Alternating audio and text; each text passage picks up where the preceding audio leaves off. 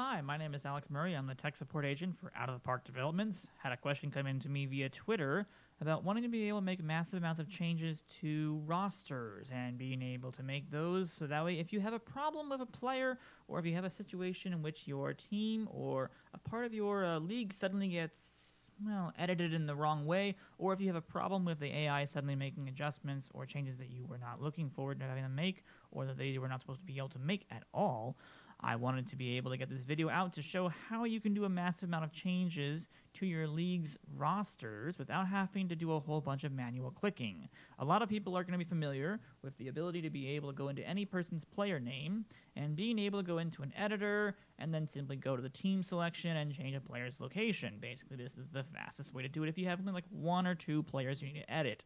But what happens when, say, the entire San Diego Padres team gets swapped with the Seattle Mariners team by mistake?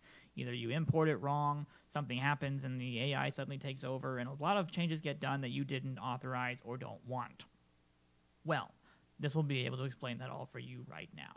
So let's go ahead and figure out how to be able to do that, and I'll show you guys how we do that. This one's very simple. This is just a two-team league, San Diego and Seattle. But as you can see, the players involved have been swapped. Something did not go right.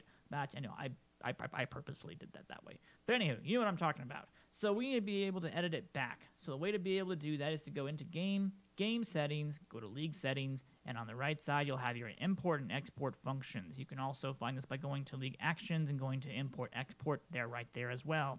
What you're going to want to do is you're going to want to export your MLB rosters. It's going to make a file. You can call it whatever you'd like. Let's call it MLB Free Agents for right now. It's going to make a file that goes inside of your Saved Games Import Export folder. So you're going to want to find that file and open it up. Now, I've already got one that's opened up, but I'm going to go ahead and do it again. So let me go ahead and grab these guys and say, no, we're going to do it from scratch because first time didn't work so well.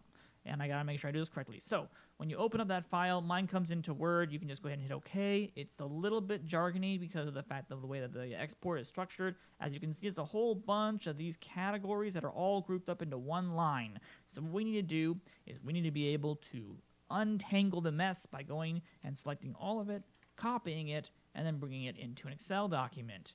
So once we bring it into an Excel document, we're gonna paste it all in right here.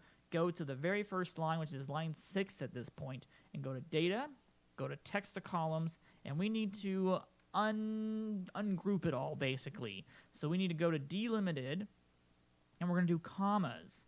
And these commas, when we do that, are going to make every single comma turn into a column, which is fantastic.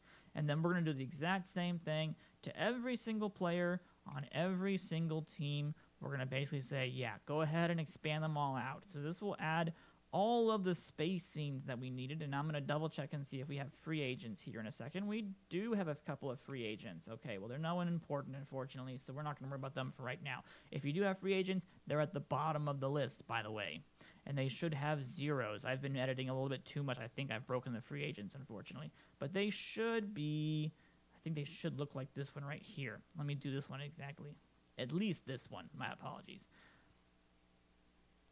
If it will do it correctly. No. It won't do it correctly at all. Hold on.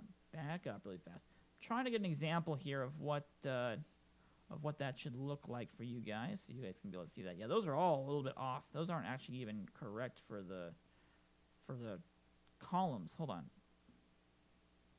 That should be correct. Do I have it off by example? Hold on. Go back a couple minutes. Of course, I mess it up on the one time I'm trying to do it here. Either way, I think those are unfortunately a little bit messed up because of the fact that those were like not official players, and they should have been deleted. So I'll just delete them for right now, and that'll be just fine. So we'll get rid of those guys for right now. But if you do have free agents, they should end up down here, but they won't have, because this third column is your team ID. So you scroll back up to the top. This is your team ID column. So the team ID should be 0. If they are not a free agent, if they are a free agent, they will be zeros across the board, and then the team name will just be a dash. So if you do have free agents, that's what you're going to see. To be able to change a player's team instantly, all we're going to do is we're going to change their team ID. And the game, when we re-import this file, will reflect the corrected IDs and put the players on the new IDs we put in. So as you can see at the top, and this is going to be important as well, the ID for Seattle is 24, the ID for San Diego is 23. So all of the Seattle players are actually San Diego's. So we need to make all those 23. And a fast way to be able to do that is just select a couple of them, and then just use this little button, drag it down, and it will make all of those 23. You can also, if you have some way of being able to do an autofill for making them all the same one, that's just the way you're going to be able to do that. So we'll make all of those 23, and we'll make all of these 24. And you can't grab the last one, otherwise it thinks you're going down in numbers, and it'll go 23, 22, 21, 20, 19, etc. It tries to smart autofill is what it's doing in here in Excel, so we want to make sure we don't have problems with that. Anywho, that's how we're going to be able to do that. So that'll change all of the IDs to the corrected team. So these are all now officially San Diego teams. It will, don't worry about these names. As you can say, player and team names are purely cosmetic and will not be used when importing rosters from this file. So when we import this, it'll only take the team ID and it will update the team name to reflect that information. So we can go ahead and save this. And we want to save it back in the same place we got it from, which is that import-export folder. We can call this, let's just call this import me. And I always have it come in as a CSV file. OOTP is a little old-fashioned. It likes CSV files more than anything else. So we'll go ahead and save that.